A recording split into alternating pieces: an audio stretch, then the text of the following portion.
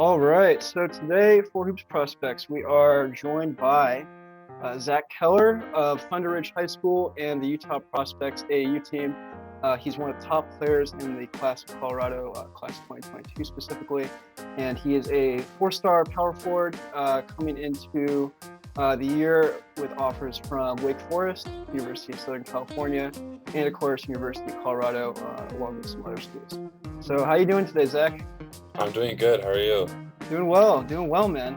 So first thing I wanted to get to, how exactly did you get into basketball? Was there like family that had played before, or what's that process like? Oh yeah, so we have like an athletic family, so everyone in my family's played sports. My dad played it, both my sisters used to play it, and then I just played soccer and basketball growing up, and kind of like went from there. Yeah, was there like a specific moment while growing up where it just kind of clicked, like this is, basketball is what I want to do versus anything else? So I'd say it was seventh and eighth grade year. Got a little too tall for soccer, so I was like, all right, we're going for basketball now. What like when you were too tall, like what was the cutoff? Like 6'5", 6'6"? I was only like 6 foot, like 5'11", but because everyone I was playing against was like 5'2", and I was like, I cannot keep up with these guys. Yeah, no, like the small guards, man, they're just way quicker and shifty. It's tough. Yeah.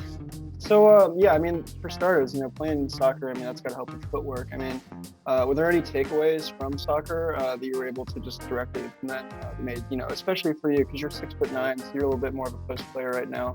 Were there any takeaways from footwork in soccer that just helped a lot with post play? It's definitely helped in my footwork. I'm definitely very light in my feet. I'm not stompy. That you see most bigs. You don't really hear me like stomping around. Other aspects, I say it's helped my motor a lot because in soccer you're running constantly. So that's why I like to implement when I play. So if you watch it, you can see I don't really take many breaks off. So soccer's kind of helped in that aspect. And then overall physicality, that's where I got my aggressiveness. When I have to go down and chase people down, that's kind of where I got it from. Yeah, I mean, like, whenever you look up highlights, whether it be from the state championship 5A game last year or, it be from some of your Utah games, you're always hustling for loose balls, you're blocking shots, whether it's on a fast break or in the half court. Like, your motor is definitely not something that, you can really question. Which a lot of the time you can, that's a little bit of a worry for bigs because, they take their size for granted. Yeah. So, I mean, since you had an athletic family, were they able to like mentor you through the process of, being on a travel team and, just being away from home pretty often? So my oldest sister used to be like this. She played for Colorado Premier. She was on the team that got their Nike sponsorship, so they would travel around everywhere. But I'm the first person to travel out of state for a team, so it was kind of a new experience that we're kind of going through, but they helped me get through it because during the first 2 years, it was every single Friday out of town. Wow. And it was only like towards the end of the school year, but it was definitely kind of a grind a little bit. But now I'm kind of like mellowed out to it because I've been flying so much. But it was definitely a new experience. They did help me along the way, and then they gave me some advice on like what to do in certain situations. What are some of your like favorite places out of town that you just were not expecting? Ooh. I mean, going to California was always fun, and then seeing Birmingham, Alabama, I always liked it down there. I think it'd be those two. I mean, I've been to Texas, I think 7 times now over the past couple years. So it's like my second home. I mean, also Utah is my second home too. So. Yeah, I mean, like you're practically a resident in Texas at this point. So what, Birmingham, Alabama, what the heck's that like? I mean, because the culture obviously, between even Utah or California, just night and day difference.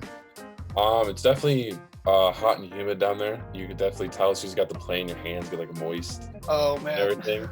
But I don't know. I kind of like humidity a little bit, so I personally just liked it down there. My dad didn't really like it, but I don't know, it kind of stuck with me. Yeah, no, a whole lot different from Colorado. I mean, it's just there's no moisture. Mm-hmm. So I mean, like, so what was your first offer? Who was the first team to really notice you guys? So my very first offer was the University of Utah with their old coaching staff. But but that had to get taken away when Kristoviak left or got fired. So technically, my very first offer that never got taken away was TCU. So I don't know if I still count them as both because they were like really close to each other. Yeah, TCU is pretty cool. I mean, they got just a recent guy who was drafted by Memphis last year, Desmond Bain. So they definitely got a track record as a legit school in a variety of ways. So is there anything in particular, like, are there any programs, obviously, like, you're still deciding, so I'm not trying to like make you lean in any way, but are there any like aspects of some of these programs that just kind of, you gravitated towards naturally, like maybe like specifically with on-court playing, like with their play style and how you might fit in? So like play style wise, I'm gravitating towards the schools that are more like my Utah team. It's more like fast-paced, aggressive play style, and that's kind of like a free environment. And there's a couple schools that kind of fit into that, and then there's a couple schools that were very slow, and so I kind of like eliminated those pretty fast. But I like the more aggressive, free play, kind of using your basketball IQ style. I like to say it. Yeah, I mean, when you're playing on the break that often, you have to have pretty quick pace, and I think that's also where your soccer experience kind of ties in, because there's just such quick decision making, but at the same time, like when you have that free flow with the space, there's just a lot of opportunities to create and just have a lot of fun, honestly. Yes. So yeah, I mean, out of some of those offers, have you visited any of the campuses? I know you just talked to Wake Forest and TCU, but are there any other schools you're planning on going to in the near future? I plan on visiting Texas Tech, and my other top one would be Illinois, I would say, and then also CU. I'm going up there in tomorrow or the other day, just for like a little unofficial tour again. And then I've taken Utah State, Utah for unofficials. I just did that while I was visiting Utah for practice. So those kind of like the upcoming ones I kind of want to do is Texas Tech and Illinois. Yeah, now I forget, where is Texas Tech in like geography? Lubbock. Lubbock. Okay, yeah. Because I mean, anywhere you go in Texas, man, they I don't know what it is about that culture down there, but sports, they just treat it like a whole different animal. Oh yes, it's a sports state for sure. Yeah. So so let's talk about your game. So is there anyone in the pros that you model your game after, or just anyone that you look up to, specifically with their play style? I would say, Jokic for his like passing and playmaking, and then it's kind of like multiple. So Jokic for his passing and playmaking. I'd say Jimmy Butler for his aggressiveness and his motor, and then Giannis for his finishing. And like, you can't hate Giannis. Oh yeah. Okay. And watch. Yeah. So I mean, like, so right now you're 6'9", about 215, 220. Yeah. So I mean, are there any like aspects of your game that you're trying to work on more? Like, I know you're clearly like a more post-up centric guy right now, but I mean, obviously you can't space it out to the 3-point line to hit shots. So I mean, like, for starters, what exactly was your free throw percentage in like these past few seasons? Because we don't really have a whole lot of information on that. Sure to guess. I'd say it wasn't the greatest. It was like in the 70s because I just recently changed my whole shot. I don't know if you saw, there's a couple of clips, maybe in the state game. It was like back here. Yeah, it was like really high release. Yeah, now it's like in front. So the first couple tournaments was not the best free throw percentage, I would say. But it's definitely, shots getting more consistent, it's feeling good. So it should be a lot higher. Even then, though, like after a pretty dramatic change like that, with your jumper, that even being in the 70s, like that as a 6'9" dude, like that's pretty legit. A lot of guys can't even, they're not even at that point, regardless of just working on the shot. Maybe that's just because they're not finding consistency. But again, from going all the way back here, because I remember looking at the 5A game. Yeah, you had a way back here above your forehead. Yeah, you were practically looking like, what was that dude? Was it Nick Collison? There was in the 2K game. It's like he literally, like the free throw is like it was on like catapult. Yeah. But yeah, so like for starters, yeah, so clearly you can space it out. Was there any particular reasoning why you wanted to like lower the release point from above your head to down here? It's more of like a push. So it was a very inconsistent shot. So if I got tired, I was not gonna make a three because it's so far back, it's so flat when I get tired. So now I was like, I need to change it. So we just went to the gym, started correcting it like over time. I learned it I had to learn it in like 2.5 weeks because the AU started turning up.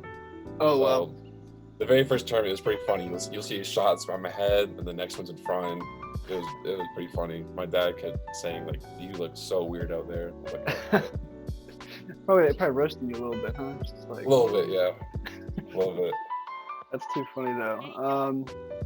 That's cool though. Yeah, I mean, so like with passing, would you say you're more of like a guy who can hit cutters from like the high post, or would you say you're more of like a dude in the low post who's kind of like I don't know if you've seen much of Alperen Şengün in this recent draft, but he kind of plays like Jokic, like he has his back to the basket. He'll do a little bit of like post wiggling, and he'll turn the corner on the guy, and as he attracts that weak side double, he'll hit the like a corner Yeah. shooter or something like that. So I mean, like, are you more of like a system passer, or would you say you're more of a guy who can like create leverage for his teammates? Um, I can pass from the inside and outside. So if I get double teamed or I see someone coming down, I can hit them in the post. Or if like I'm up top and someone cuts, I'm able to hit them or like a little back cut. I'm pretty good at those. We have a couple of plays for our high school team. I'll do like basically a no look bounce pass. I don't Oh know, heck yeah. but it works. So I say I can pass from anywhere on the court. Yeah, I mean, you better pull off those no look passes, or else coach is gonna be on you, right? I'm gonna be trying. You know it. You better try though. That's the way to do it. For those who aren't aware of your game and your play style, so just tell us a little about like how do you play on offense specifically, and then we'll get to defense. So yeah, what would you bring to the team? So I'd say I'm a versatile stretch forward who can post up, put the ball on the floor, shoot from the outside, and pass. I try and be a great teammate. I'm not selfish. I hate being selfish, so I will. If I'm not open, I'm definitely going to give the ball to someone else who is. And if someone's hot, I'm definitely going to give the ball to them. And I try to make teammates better around me. Totally. And then defensively, like what aspects do you bring there? I'm definitely an aggressive defender, I'd say. And then I'd say I got a little knack for rebounding. And I just try and be aggressive as I possibly can on defense. Yeah, so I mean, like on defense, are there any? What do you think was the like most difficult part as a big to figure out? Like, was it switching on certain pick and roll situations, or was it just adjusting maybe even zone defense when you had to play that earlier on? Yeah. Were there any aspects, of being a big guy, that has to really anchor the defense that was a little more difficult to figure out? I definitely have to use my voice a little bit, because if I'm in the zone, I'm in the back. I basically see everything. And then if I get like screens, I gotta yell where it's going, how to play it sometimes. Because if they're a shooter, I gotta yell chase. If they're not, or like they're a driver, I just yell under and just go from there. Or icing it, I yell ice. And then if I switched onto a guard, I used to not be able to do that whatsoever. It'd blow right by me, but I've definitely picked that up. I'm able to defend, I'd say 1 through 5 for the most part. Yeah, so I mean, like a lot of guarding with bigs and guards is being able to open up your hips quickly, and then just being able to adapt to what their movements are. So like, what do you think for you as a big guy? How did you adjust to guarding smaller guys? Like, what were some technical, like tangible things that you had to change to get better there? Definitely open up the hips, but get low, because their center mass is a lot lower than mine. So I gotta go as low as I possibly can without. I mean, obviously you can't go like too low, but you gotta get low. Because if you Yeah. don't, they're gone. They're gone. Yeah, no, it's just interesting because I mean, like, we're seeing a lot now too in the NBA. Like, we're seeing a lot of guys who are like really tall and lanky and have that high center of gravity, but they're just able to use their length, with their arms and being able to open up their hips quickly. Even if they do get beat, they can recover. So it's always interesting kind of learning about that process because I'm only like 5'10", so I can only imagine. Yeah. So yeah. So what I'd like to get to next is a little tricky, but I would like to hear what you'd think. As we've seen with a lot of pro athletes nowadays, specifically with Simone Biles and also Kevin Love, mental health is more prevalent in our culture nowadays. And I was just curious, since you started traveling with the Utah team when you were in high school, for starters, what year or like what grade level did you start traveling consistently? Freshman year. I Yeah. was for 3 years. Okay. Yeah. So yeah, you've been traveling just right out of the get-go. So being able to compete in like higher stress situations, and also with those competition levels out of state. Um, what was it like dealing with like mental health, during these situations? Because are you away from family? Like, is there a parent traveling with you, or what was I mean, that my dad process? comes to most of the tournaments, but when I fly out to Utah, it's just me. I'll stay with one of my teammates at their house. It's only for one night, so like I'll fly out Friday, fly back Saturday afternoon. Oh, okay. That's not even that bad then. Yeah. So yeah, I guess I was curious though. Like, so when you're traveling out of state and you're dealing with those expectations, what is it like, kind of just dealing with that at a young age? Because not everyone, has that much pressure on them to, be great. Um. So in my opinion, I don't think I fully realize the pressure I do have. But I mean, traveling a lot away from your friends, like every weekend, and like you always hear like, oh, we did this, or like, oh, I wish I could have been there. Definitely takes a toll, but you just gotta. I've learned to talk to my family and friends, open up a little bit, just telling them like I'm either frustrated or like I'm feeling a little bit down. Because if you try and hide it for a while, you're not gonna get anywhere. But it is nice that my dad would come to tournaments so I can have someone to talk to. Yeah, totally. I mean, again, like you were saying, if you're bottling up emotions all the time, it's gonna boil over at some point. It's not Yes, if, but when. yes. Yeah, so I mean that was the most stressful question. We're gonna get that out of the way. So let's get some things outside of basketball. When you're, in Birmingham, Alabama, California, wherever else, outside of the court, what are you up to on an average day? Um, Kind of just relaxing. If I'm on a tournament, we'll probably just like do like a movie thing in like a hotel room, or like we'll like crack jokes, or like do like certain activities, walk around the areas. Um, at home, I play video games. Obviously, I'm a teenager. Um, I like to hang out with my friends. I like to golf. I'm getting into that since I have more free time. Okay. Um, I like to relax. I'm a pretty chill person outside the court. Yeah, are there any what are you gaming on right now? You got like the next gen? You got PS5 or Xbox? I just have I believe it's called. What's the newest one called? Which one? PS5 For or Xbox. oh shoot. Is it X? I don't even know right now. Hold Yeah, on, I I like got the one like before that. I don't think it's like the next version of the Xbox One. It's like it's not the newest one, but it's like one right before it. I don't know what it's called. yeah, whatever. Yeah. Yeah, so that's cool though, man. I mean, especially with golf too. I got some buddies who are just uber competitive about that, so it's just it's just a Yeah. mess sometimes. It's a fun sport. It can get a little annoying sometimes because like you'll hit it. It's like, oh god, I don't know where that was going. Yeah, or if it gets in the sand pit, or just like Yeah, deflects off a tree, and who knows where it goes after that. exactly. Terrible. So then, yeah, I got two other questions for you, and then you'll be all good. So these are going to be pretty goofy. One of them actually, one of my buddies actually wanted me to ask you this, so bear with me on this. But if you had to share the court with any animal, which one would it be? Hmm, that's a good one.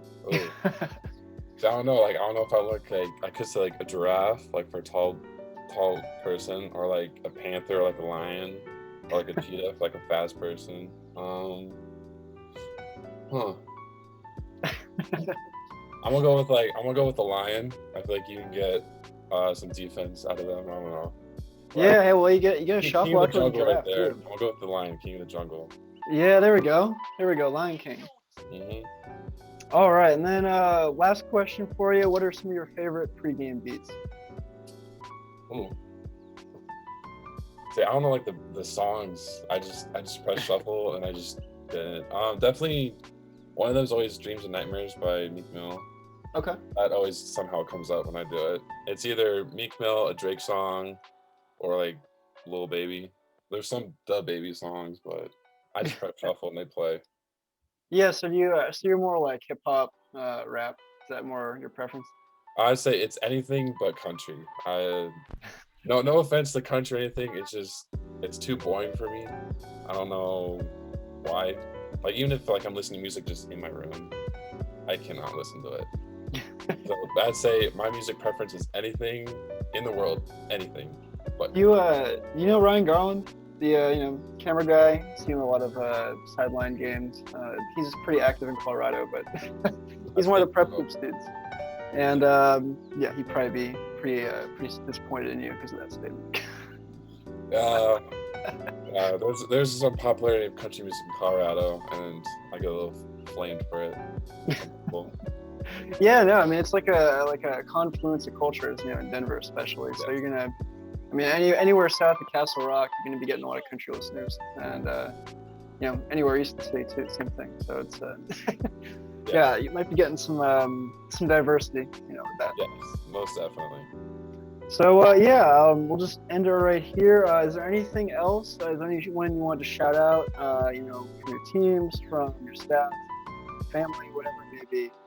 I guess shout out to my AAU team. I won't be seeing them for a while, but I loved playing with them for the past 2 years. Loved everyone on there, even my coach. And I'm gonna miss them, I guess. And then my family for always supporting me through AAU seasons. Of course. All right. Well, hey, appreciate all the time here. This was Zach Keller, 4-star athlete out of Colorado, and potentially going to one of Wake Forest, USC, Colorado, or Texas Tech, Texas Christian, anyone else in contention right now for that? Top ones: TCU, Utah, Wake Forest, Illinois, and Texas Tech. Sweet. All right. Well, I really appreciate you coming on, and we'll conclude it with that. All right. Sweet.